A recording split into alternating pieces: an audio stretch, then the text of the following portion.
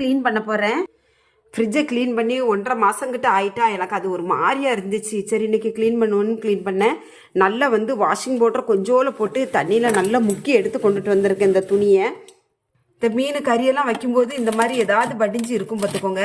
அதை லேசாக கொஞ்ச நேரம் ஃப்ரிட்ஜை ஆஃப் பண்ணிட்டு எடுத்து வச்சோம்னா இந்த மாதிரி பேந்து வந்துடும். இந்த மாதிரி எடுத்துடலாம் பார்த்துக்கோங்க. இப்படி சுத்தமாக எடுத்துடலாம். ஃப்ரிட்ஜை வந்து தண்ணி வச்சு நல்லா நீட்டாக தொடச்சி எடுத்துட்டேன். என்ன அழகாக தொடச்சி எடுத்துருக்கேன்னு பாருங்கள். நீட்டாக ஆக்கிட்டேன் நான்.